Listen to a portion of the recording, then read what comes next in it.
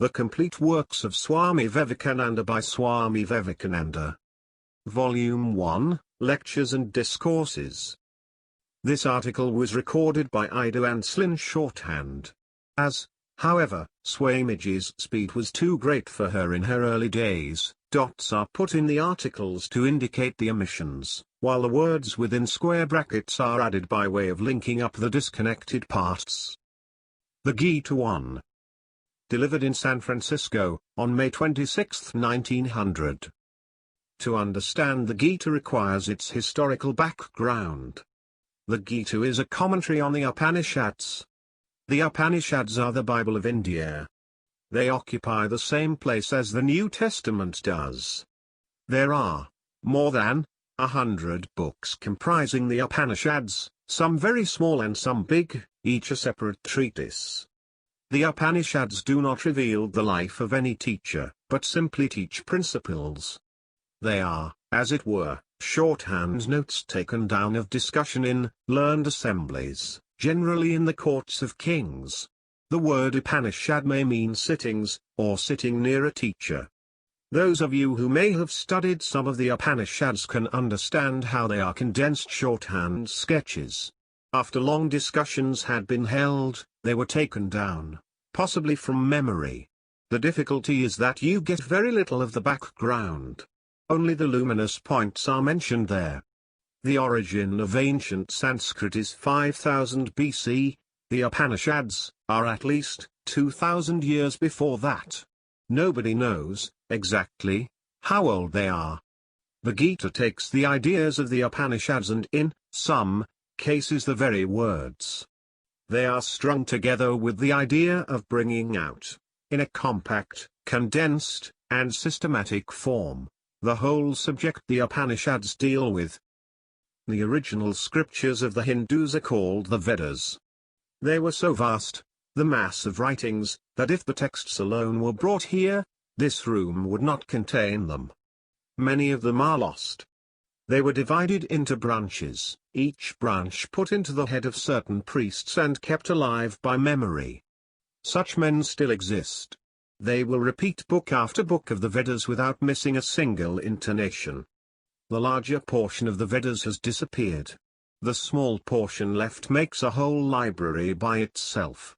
The oldest of these contains the hymns of the Rig Veda. It is the aim of the modern scholar to restore the sequence of the Vedic compositions. The old, orthodox idea is quite different, as your orthodox idea of the Bible is quite different from the modern scholars. The Vedas are divided into two portions, one the Upanishads, the philosophical portion, the other the work portion. We will try to give a little idea of the work portion. It consists of rituals and hymns, various hymns addressed to various gods. The ritual portion is composed of ceremonies, some of them very elaborate. A great many priests are required. The priestly function became a science by itself, owing to the elaboration of the ceremonials. Gradually the popular idea of veneration grew round these hymns and rituals. The gods disappeared and in their place were left the rituals. That was the curious development in India. The orthodox Hindu, the Mimamsaka, does not believe in gods. The unorthodox believe in them.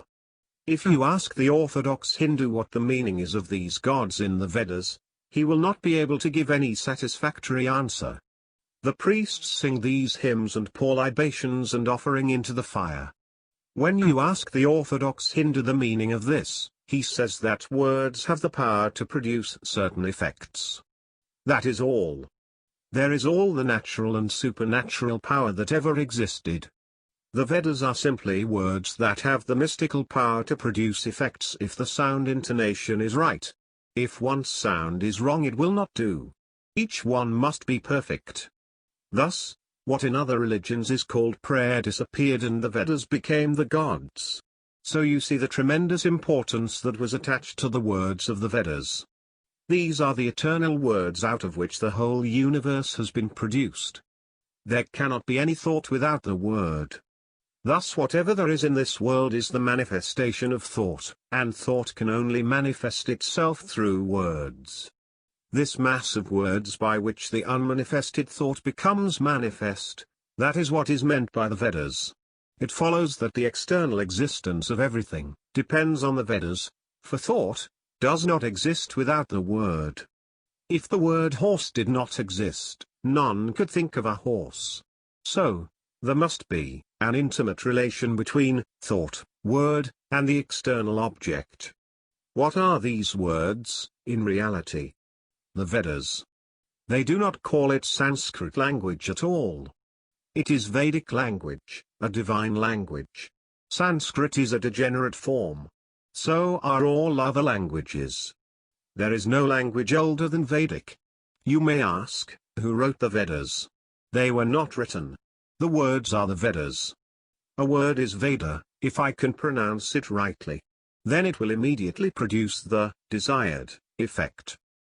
This mass of Vedas eternally exists, and all the world is the manifestation of this mass of words. Then when the cycle ends, all this manifestation of energy becomes finer and finer, becomes only words, then thought. In the next cycle, first the thought changes into words, and then out of those words, the whole universe is produced. If there is something here that is not in the Vedas, that is your delusion. It does not exist. Numerous books upon that subject alone defend the Vedas. If you tell their authors that the Vedas must have been pronounced by men first, they will simply laugh.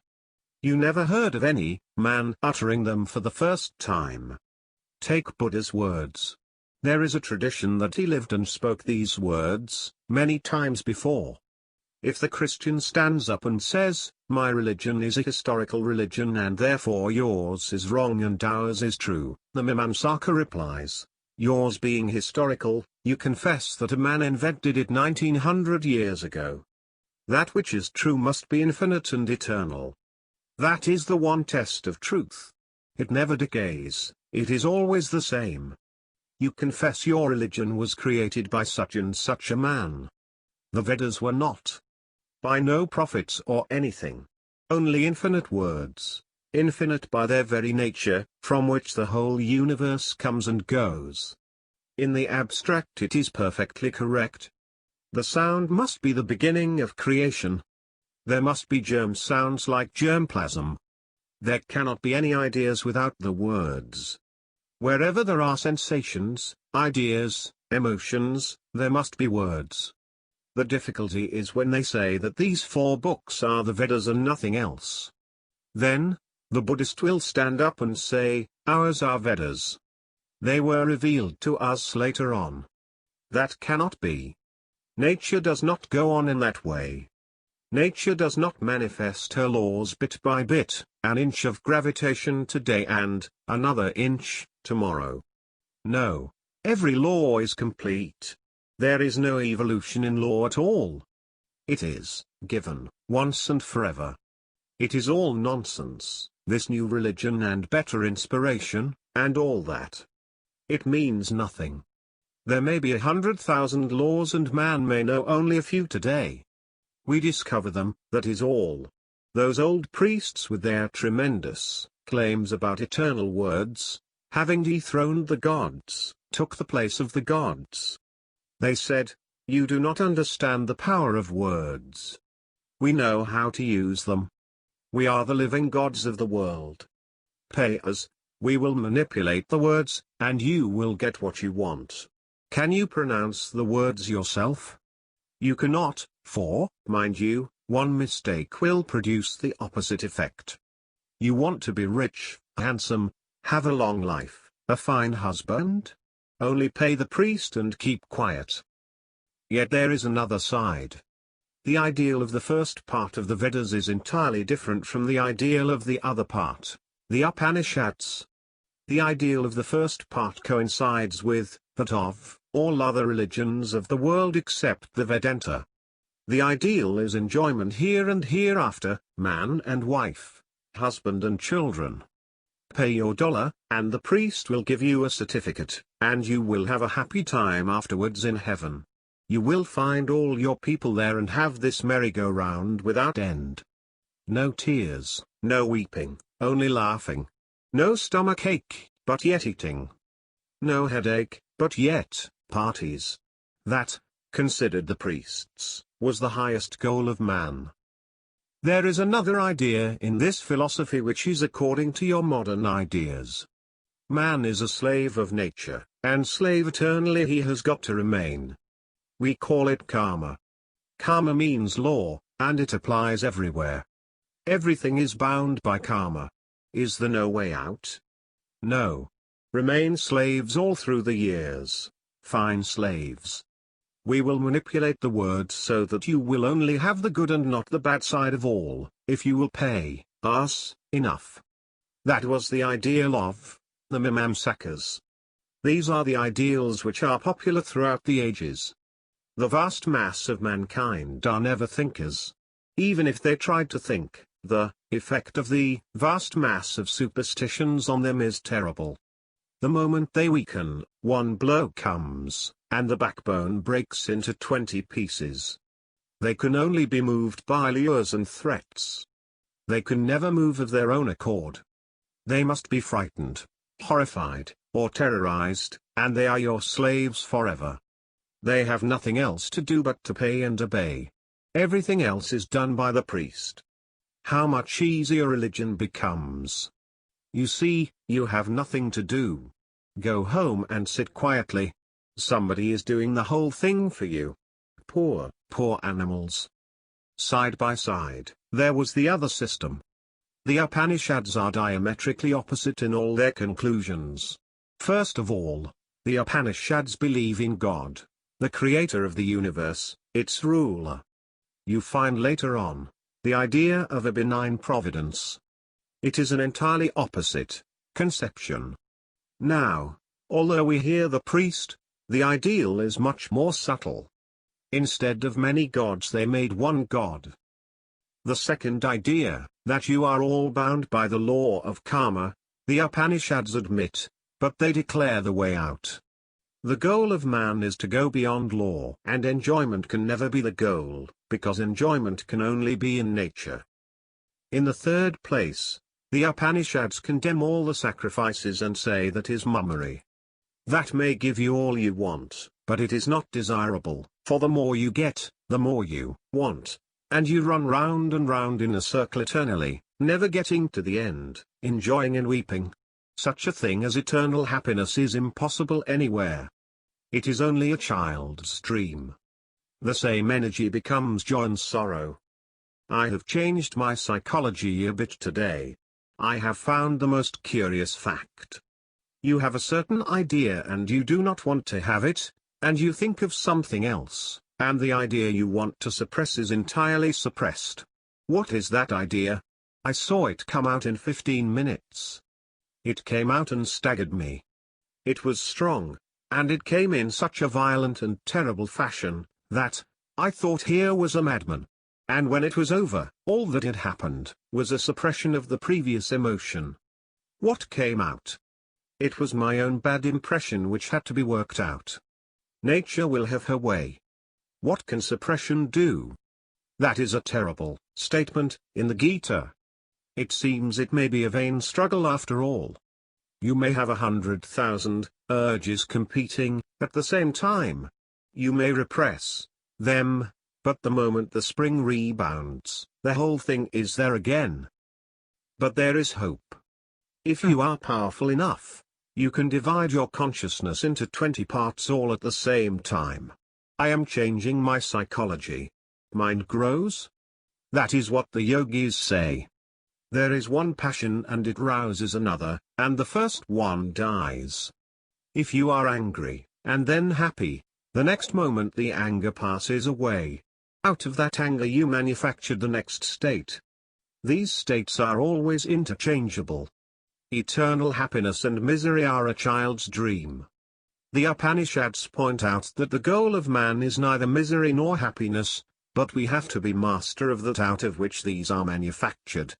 We must be masters of the situation at its very root, as it were. The other point of divergence is, the Upanishads condemn all rituals, especially those that involve the killing of animals. They declare those all nonsense. One school of old philosophers says that you must kill such an animal at a certain time if the effect is to be produced. You may reply, but there is also the sin of taking the life of the animal, you will have to suffer for that. They say that is all nonsense. How do you know what is right and what is wrong? Your mind says so. Who cares what your mind says? What nonsense are you talking? You are setting your mind against the scriptures. If your mind says something and the Vedas say something else, stop your mind and believe in the Vedas. If they say, killing a man is right, that is right. If you say, no, my conscience says otherwise, it won't do. The moment you believe in any book as the eternal word, as sacred, no more can you question. I do not see how you people here believe in the Bible whenever you say about it, how wonderful those words are, how right and how good. Because, if you believe in the Bible as the word of God, you have no right to judge at all. The moment you judge, you think you are higher than the Bible. Then, what is the use of the Bible to you? The priests say, we refuse to make the comparison with your Bible or anybody's. It is no use comparing, because, what is the authority? Then it ends. If you think something is not right, go and get it right according to the Vedas. The Upanishads believe in that, but they have a higher standard too. On the one hand, they do not want to overthrow the Vedas, and on the other they see these animal sacrifices and the priests stealing everybody's money. But in the psychology they are all alike. All the differences have been in the philosophy, regarding the nature of the soul. Has it a body and a mind? And is the mind only a bundle of nerves, the motor nerves and the sensory nerves? Psychology, they all take for granted, is a perfect science. There cannot be any difference there. All the fight has been regarding philosophy, the nature of the soul, and God, and all that. Then another great difference between the priests and the Upanishads. The Upanishads say, renounce. That is the test of everything. Renounce everything. It is the creative faculty that brings us into all this entanglement. The mind is in its own nature when it is calm. The moment you can calm it, that very moment you will know the truth. What is it that is whirling the mind? Imagination. Creative activity. Stop creation and you know the truth.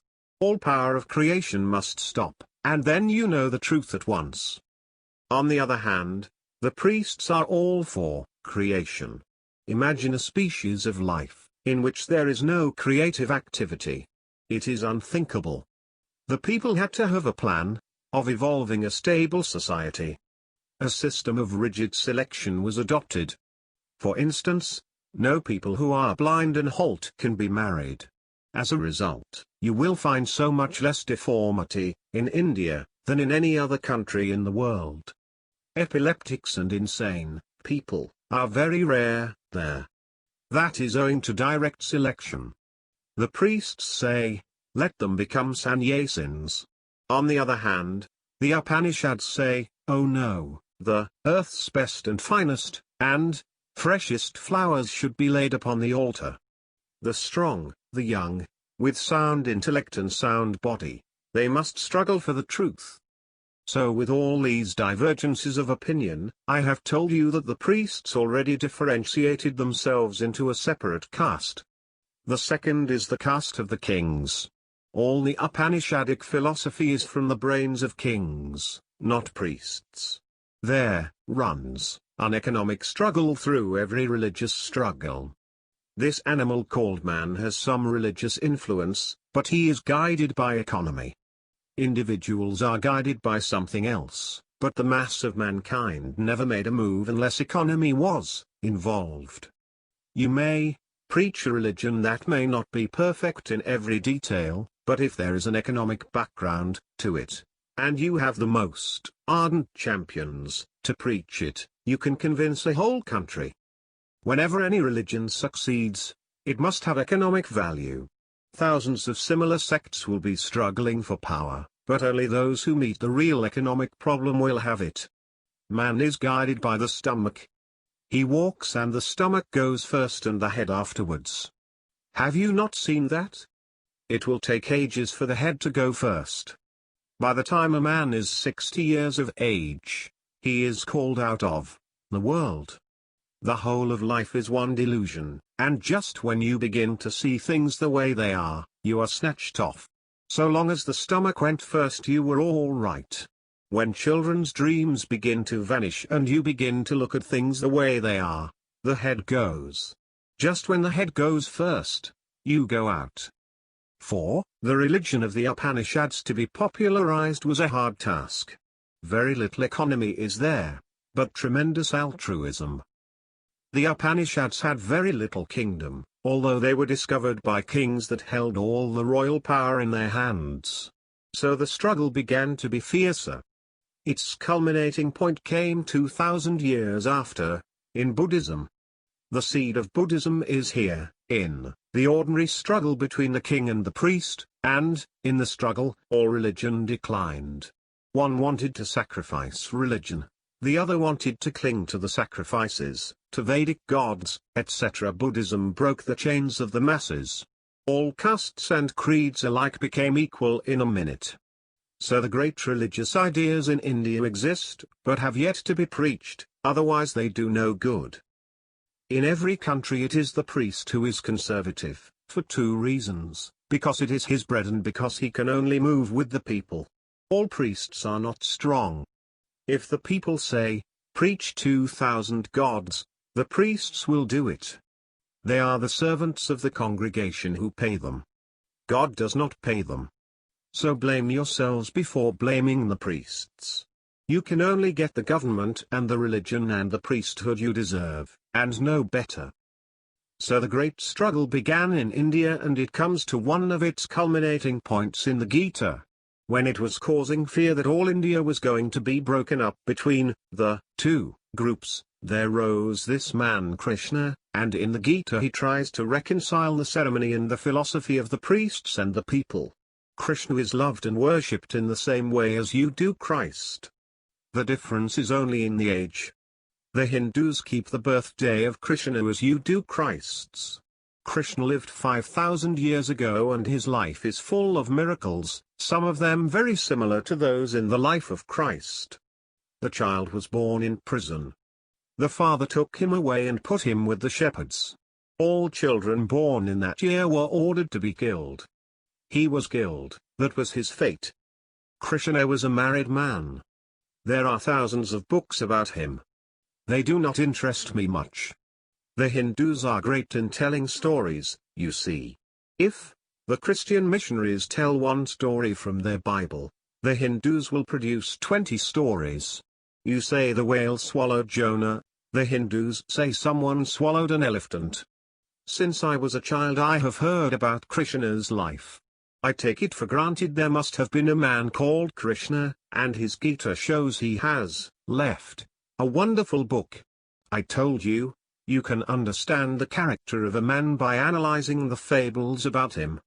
The fables have the nature of decorations. You must find they are all polished and manipulated to fit into the character. For instance, take Buddha. The central idea is sacrifice. There are thousands of folklore, but in every case the sacrifice must have been kept up. There are thousands of stories about Lincoln, about some characteristic of that great man. You take all the fables and find the general idea and, no, that was the central character of the man. You find in Krishna that non-attachment is the central idea. He does not need anything. He does not want anything. He works for work's sake. Work for work's sake. Worship for worship's sake. Do good because it is good to do good. Ask no more. That must have been the character of the man. Otherwise these fables could not be brought down to the one idea of non-attachment. The Gita is not his only sermon. He is the most rounded man I know of, wonderfully developed equally in brain and heart and hand. Every moment of his is alive with activity, either as a gentleman, warrior, minister, or something else. Great as a gentleman, as a scholar, as a poet. This all-rounded and wonderful activity and combination of brain and heart you see in the Gita and other books. Most wonderful heart, exquisite language, and nothing can approach it anywhere. This tremendous activity of the man, the impression is still there. 5,000 years have passed and he has influenced millions and millions. Just think what an influence this man has over the whole world, whether you know it or not. My regard for him is for his perfect sanity. No cobwebs in that brain, no superstition. He knows the use of everything, and when it is necessary to assign a place to each, he is there. Those that talk, go everywhere, question about the mystery of the Vedas, etc., they do not know the truth. They are no better than frauds. There is a place in the Vedas, even, for superstition, for ignorance. The whole secret is to find out the proper place for everything. Then that heart. He is the first man, way before Buddha, to open the door of religion to every caste. That wonderful mind. That tremendously active life. Buddha's activity was on one plane, the plane of teaching. He could not keep his wife and child and become a teacher at the same time. Krishna preached in the midst of the battlefield. He who in the midst of intense activity finds himself in the greatest calmness, and in the greatest peace finds intense activity, that is the greatest yogi as well as the wisest man. It means nothing to this man, the flying of missiles about him. Calm and sedate he goes on discussing the problems of life and death. Each one of the prophets is the best commentary on his own teaching. If you want to know what is meant by the doctrine of the New Testament, you go to Mr. So-and-so. But, read again and again, the four Gospels and try to understand their import in the light of the wonderful life of the Master as depicted there. The great men think, and you and I, also, think. But there is a difference. We think and our bodies do not follow. Our actions do not harmonize with our thoughts. Our words have not the power of the words that become Vedas. Whatever they think must be accomplished. If they say, I do this, the body does it. Perfect obedience. This is the end. You can think yourself God in 1 minute, but you cannot be God. That is the difficulty. They become what they think. We will become, only, by degrees. The Gita, 2. Delivered in San Francisco, on May 28, 1900. The Gita requires a little preliminary introduction. The scene is laid on the battlefield of Kurukshetra. There were two branches of the same race fighting for the empire of India about 5,000 years ago. The Pandavas had the right, but the Kauravas had the might. The Pandavas were 5 brothers, and they were living in a forest. Krishna was the friend of the Pandavas. The Kauravas would not grant them as much land as would cover the point of a needle.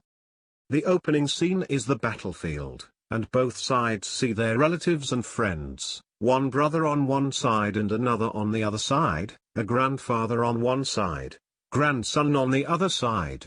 When Arjuna sees his own friends and relatives on the other side and knows that he may have to kill them, his heart gives way and he says that he will not fight. Thus begins the Gita. For all of us in this world, life is a continuous fight. Many a time comes when we want to interpret our weakness and cowardice as forgiveness and renunciation.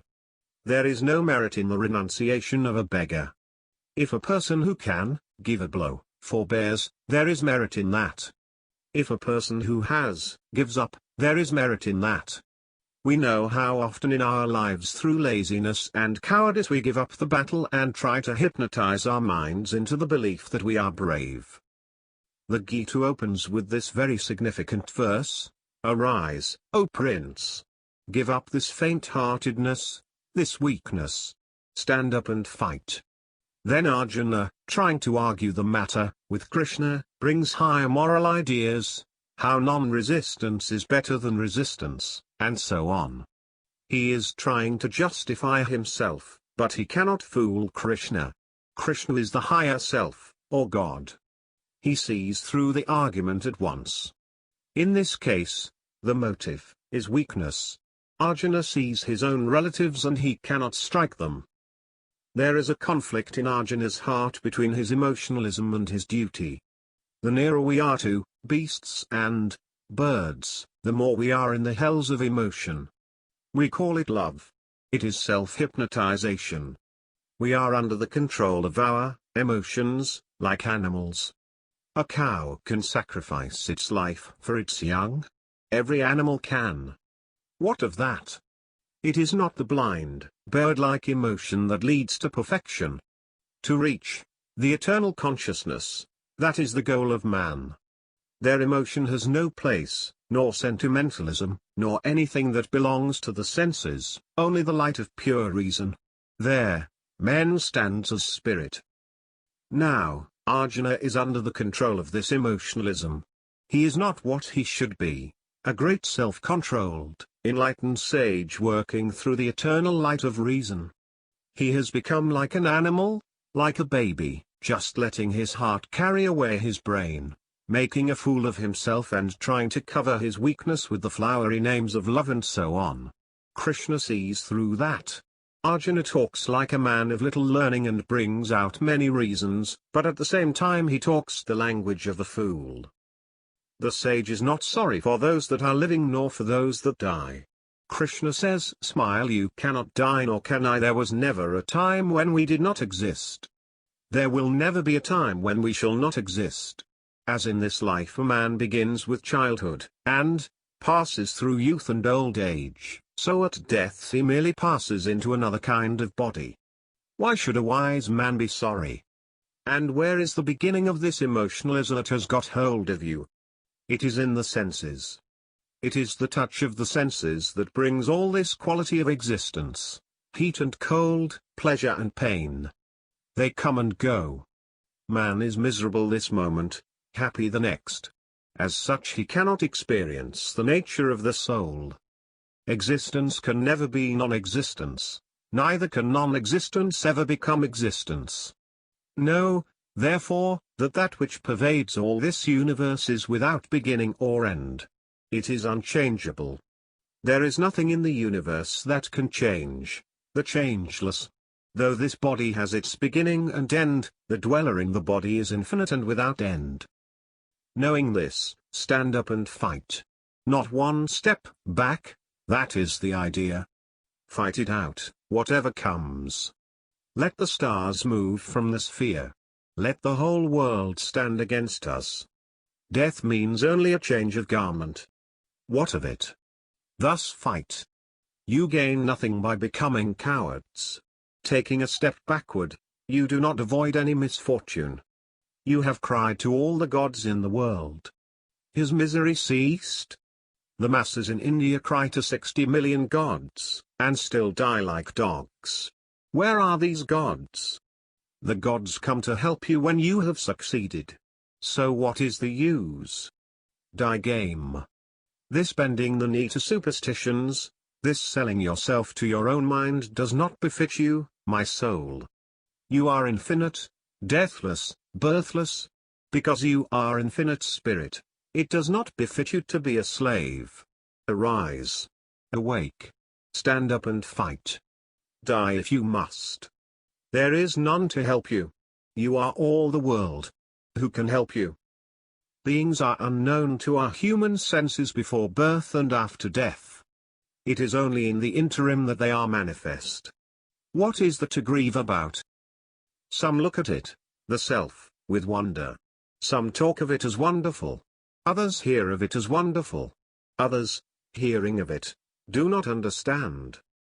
But if you say that killing all these people is sinful, then consider this from the standpoint of your own caste duty. Making pleasure and misery the same, making success and defeat the same, do thou stand up and fight. This is the beginning of another peculiar doctrine of the Gita, the doctrine of non-attachment. That is to say, we have to bear the result of our own actions because we attach ourselves to them. Only what is done as duty for duty's sake can scatter the bondage of karma. There is no danger that you can overdo it. If you do even a little of it, this yoga will save you from the terrible round of birth and death. No, Arjuna. The mind that succeeds is the mind that is concentrated. The minds that are taken up with 2,000 subjects have their energies dispersed. Some can talk flowery language and think there is nothing beyond the Vedas. They want to go to heaven. They want good things through the power of the Vedas, and so they make sacrifices. Such will never attain any success in spiritual life, unless they give up all these materialistic ideas. That is another great lesson. Spirituality can never be attained unless all material ideas are given up. What is in the senses? The senses are all delusion. People wish to retain them in heaven, even after they are dead. A pair of eyes, a nose. Some imagine they will have more organs than they have now. They want to see God sitting on a throne through all eternity, the material body of God. Such men's desires are for the body, for food and drink and enjoyment. It is the materialistic life prolonged. Men cannot think of anything beyond this life. This life is all for the body. Such a man never comes to that concentration which leads to freedom. The Vedas only teach things belonging to the three gunas, to sattva, rajas, and tamas. The Vedas only teach about things in nature. People cannot think anything they do not see on earth. If they talk about heaven, they think of a king sitting on a throne, of people burning incense. It is all nature, nothing beyond nature. The Vedas, therefore, teach nothing but nature. Go beyond nature, beyond the dualities of existence, beyond your own consciousness, caring for nothing, neither for good nor for evil. We have identified ourselves with our bodies. We are only body, or rather, possessed of a body. If I am pinched, I cry. All this is nonsense, since I am the soul. All this chain of misery, imagination, animals, gods, and demons, everything, the whole world, all this comes from the identification of ourselves with the body. I am spirit. Why do I jump if you pinch me? Look at the slavery of it. Are you not ashamed? We are religious. We are philosophers. We are sages. Lord bless us. What are we? Living hells. That is what we are. Lunatics. That is what we are. We cannot give up the idea of body. We are earth-bound. Our ideas are burial grounds. When we leave the body, we are bound by thousands of elements to those ideas. Who can work without any attachment? That is the real question. Such a man is the same whether his work succeeds or fails. His heart does not give one false beat even if his whole life work is burnt to ashes in a moment. This is the sage who always works for work's sake without caring for the results. Thus he goes beyond the pain of birth and death. Thus he becomes free. Then he sees that this attachment is all delusion. The self can never be attached. Then he goes beyond all the scriptures and philosophies. If the mind is deluded and pulled into a whirlpool by books and scriptures, what is the good of all these scriptures? One says this, another says that. What book shall you take? Stand alone. See the glory of your own soul, and see that you will have to work. Then you will become a man of firm will. Arjuna asks, who is a person of established will? Krishna answers, the man who has given up all desires, who desires nothing, not even this life, nor freedom, nor gods, nor work, nor anything. When he has become perfectly satisfied, he has no more cravings. He has seen the glory of the self and has found that the world, and the gods, and heaven are within his own self. Then the gods become no gods, death becomes no death, life becomes no life. Everything has changed. A man is said to be illumined if his will has become firm, if his mind is not disturbed by misery, if he does not desire any happiness, if he is free of all attachment, of all fear, of all anger. As the tortoise can draw in his legs, and if you strike him, not one foot comes out, even so the sage can draw all his sense organs inside, Ibid. 58, and nothing can force them out. Nothing can shake him, no temptation or anything. Let the universe tumble about him, it does not make one single ripple in his mind. Then comes a very important question. Sometimes people fast for days. When the worst man has fasted for 20 days, he becomes quite gentle. Fasting and torturing themselves have been practiced by people all over the world. Krishna's idea is that this is all nonsense.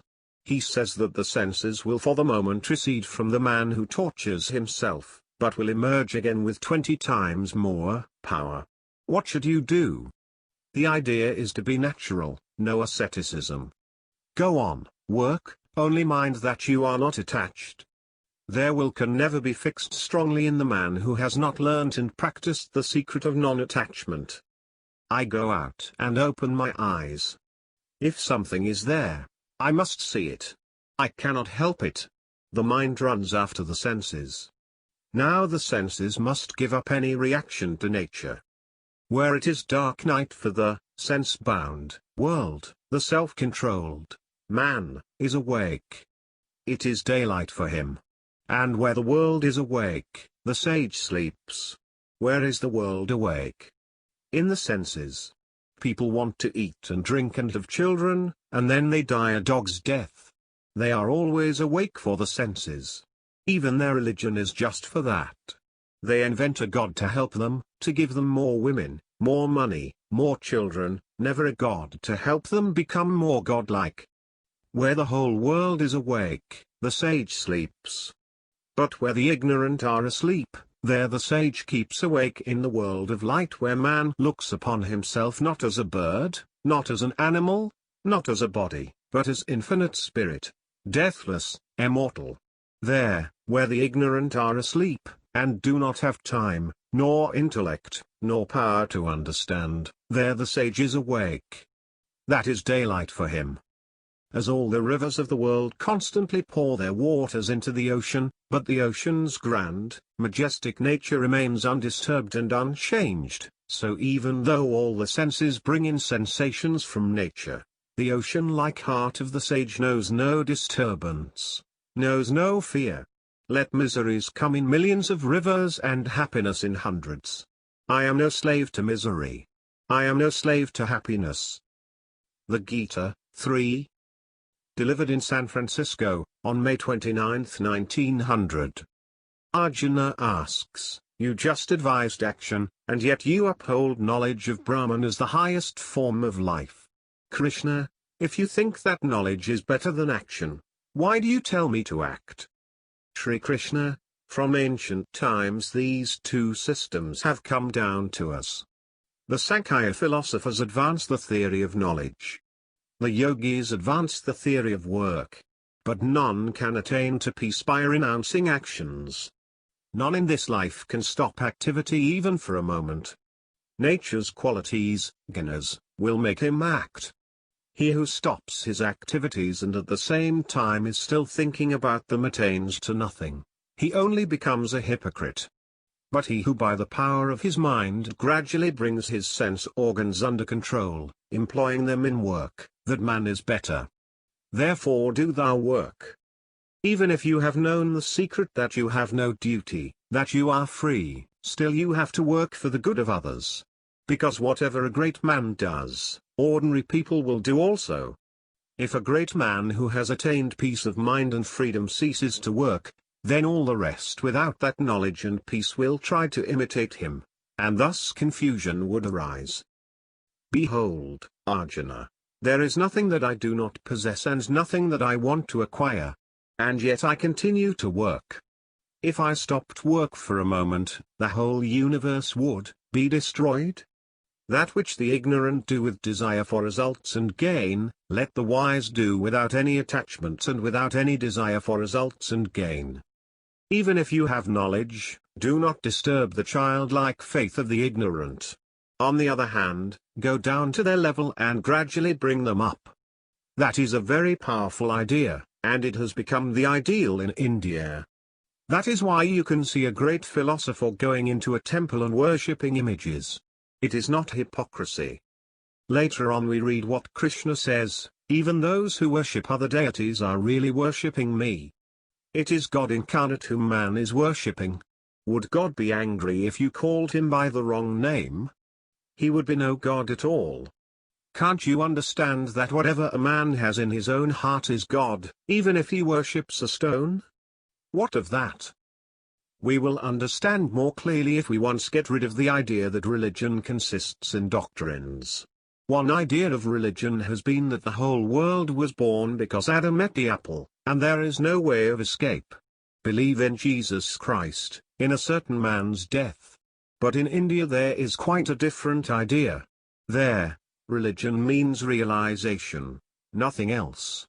It does not matter whether one approaches the destination in a carriage with 4 horses, in an electric car, or rolling on the ground. The goal is the same. For the Christians, the problem is how to escape the wrath of the terrible God. For the Indians it is how to become what they really are, to regain their lost selfhood. Have you realized that you are spirit? When you say, I do, what is meant by that? This lump of flesh called the body or the spirit, the infinite, ever-blessed, effulgent, immortal?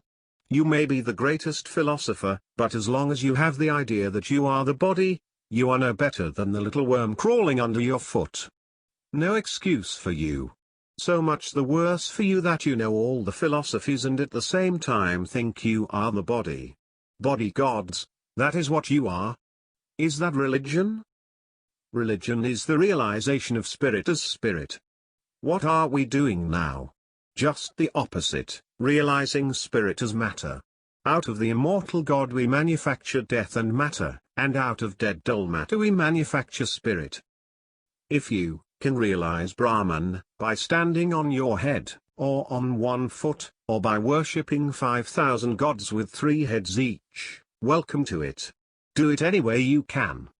Nobody has any right to say anything. Therefore, Krishna says, if your method is better and higher, you have no business to say that another man's method is bad, however wicked you may think it. Again, we must consider, religion is a matter of growth, not a mass of foolish words. 2,000 years ago a man saw God. Moses saw God in a burning bush. Does what Moses did when he saw God save you? No man's seeing God can help you the least bit except that it may excite you and urge you to do the same thing. That is the whole value of the ancients' examples. Nothing more. Just signposts on the way. No man's eating can satisfy another man. No man's seeing God can save another man. You have to see God yourself. All these people fighting about what God's nature is, whether he has 3 heads in one body or 5 heads in 6 bodies. Have you seen God? No. And they do not believe they can ever see him. What fools we mortals be. Sure, lunatics. In India, it has come down as a tradition that if there is a God, he must be your God and my God. To whom does the sun belong? You say Uncle Sam is everybody's uncle. If there is a God, you ought to be able to see him. If not, let him go. Each one thinks his method is best. Very good. But remember, it may be good for you. One food which is very indigestible to one is very digestible to another. Because it is good for you, do not jump to the conclusion that your method is everybody's method, that Jack's coat fits John and Mary. All the uneducated, uncultured, unthinking men and women have been put into that sort of straitjacket. Think for yourselves. Become atheists. Become materialists. That would be better.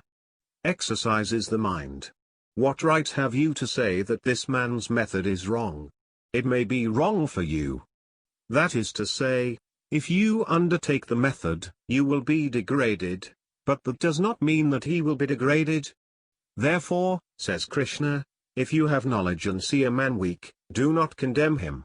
Go to his level and help him if you can. He must grow. I can put 5 bucketfuls of knowledge into his head in 5 hours. But what good will it do? He will be a little worse than before. Whence comes all this bondage of action? Because we chain the soul with action. According to our Indian system, there are two existences, nature on the one side and the self, the Atman, on the other. By the word nature is meant not only all this external world, but also our bodies, the mind, the will, even down to what says I. Beyond all that is the infinite life and light of the soul, the self, the Atman. According to this philosophy, the self is entirely separate from nature, always was and always will be. There never was a time when the spirit could be identified even with the mind. It is self-evident that the food you eat is manufacturing the mind all the time. It is matter. The self is above any connection with food. Whether you eat or not does not matter. Whether you think or not does not matter. It is infinite light. Its light is the same always. If you put a blue or a green glass before a light, what has that to do with the light? Its color is unchangeable. It is the mind which changes and gives the different colors. The moment the spirit leaves the body, the whole thing goes to pieces. The reality in nature is spirit. Reality itself, the light of the spirit, moves and speaks and does everything, through our bodies, minds, etc. It is the energy and soul and life of the spirit that is being worked upon in different ways by matter. The spirit is the cause of all our thoughts and body action and everything, but it is untouched by good or evil, pleasure or pain, heat or cold, and all the dualism of nature, although it lends its light to everything. Therefore, Arjuna, all these actions are in nature. Nature is working out her own laws in our bodies and minds. We identify ourselves with nature and say, I am doing this. This way delusion seizes us.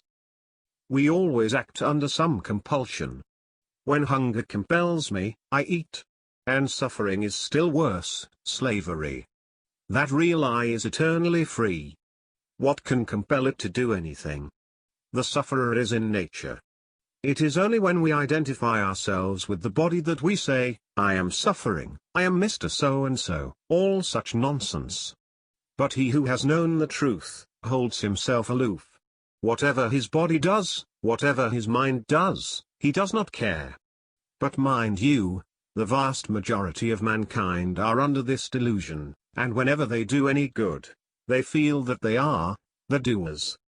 They are not yet able to understand higher philosophy. Do not disturb their faith. They are shunning evil and doing good. Great idea. Let them have it. They are workers for good. By degrees they will think that there is greater glory than that of doing good.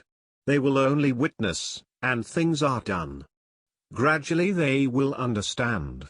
When they have shunned all evil and done all good, then they will begin to realize that they are beyond all nature. They are not the doers. They stand apart. They are the witness. They simply stand and look. Nature is begetting all the universe. They turn their backs. In the beginning, O beloved, there only existed that existence. Nothing else existed. And that, brooding, everything else was created. Even those who know the path act impelled by their own nature.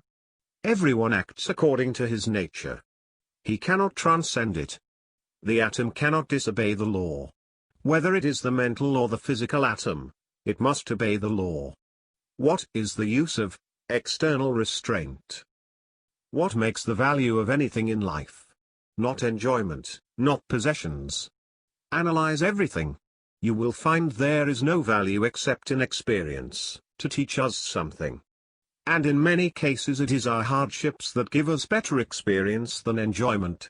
Many times blows give us better experience than the caresses of nature. Even famine has its place and value. According to Krishna, we are not new beings just come into existence. Our minds are not new minds. In modern times we all know that every child brings, with him, all the past, not only of humanity, but of the plant life. There are all the past chapters, and this present chapter, and there are a whole lot of future chapters before him. Everyone has his path mapped and sketched and planned out for him. And in spite of all this darkness, There cannot be anything uncaused, no event, no circumstance. It is simply our ignorance. The whole infinite chain of causation is bound one link to another back to nature. The whole universe is bound by that sort of chain. It is the universal chain of cause and effect, you receiving one link, one part, I another. And that part is our own nature. Now Sri Krishna says, better die in your own path than attempt the path of another. This is my path, and I am down here. And you are way up there, and I am always tempted to give up my path thinking I will go there and be with you. And if I go up, I am neither there nor here. We must not lose sight of this doctrine. It is all a matter of growth. Wait and grow, and you attain everything, otherwise there will be great spiritual danger. Here is the fundamental secret of teaching religion. What do you mean by saving people and all believing in the same doctrine? It cannot be. There are the general ideas that can be taught to mankind. The true teacher will be able to find out for you what your own nature is. Maybe you do not know it. It is possible that what you think is your own nature is all wrong. It has not developed to consciousness. The teacher is the person who ought to know. He ought to know by a glance at your face and put you on your path. We grope about and struggle here and there and do all sorts of things and make no progress until the time comes when we fall into that life current and are carried on. The sign is that the moment we are in that stream we will float. Then there is no more struggle. This is to be found out. Then die in that path, rather than giving it up and taking hold of another. Instead, we start a religion and make a set of dogmas and betray the goal of mankind and treat everyone as having the same nature. No two persons have the same mind or the same body. No two persons have the same religion. If you want to be religious, enter not the gate of any organized religions. They do 100 times more evil than good, because they stop the growth of each one's individual development. Study everything, but keep your own seat firm. If you take my advice, do not put your neck into the trap. The moment they try to put their noose on you, get your neck out and go somewhere else. As the bee culling honey from many flowers remains free, not bound by any flower, be not bound. Enter not the door of any organized religion. Religion is only between you and your God, and no third person must come between you. Think what these organized religions have done. What Napoleon was more terrible than those religious persecutions? If you and I organize, we begin to hate every person. It is better not to love, if loving only means hating others. That is no love. That is hell. If loving your own people means hating everybody else, it is the quintessence of selfishness and brutality, and the effect is that it will make you brutes. Therefore, better die working out your own natural religion than following another's natural religion, however great it may appear to you. Beware, Arjuna. Lust and anger are the great enemies. These are to be controlled. These cover the knowledge even of those who are wise. This fire of lust is unquenchable. Its location is in the sense organs and in the mind. The self desires nothing. This yoga I taught in ancient times, to Vivaswan. Vivaswan taught it to Manu. Thus it was that the knowledge descended from one thing to another. But in time this great yoga was destroyed. That is why I am telling it to you again today. Then Arjuna asks, why do you speak thus?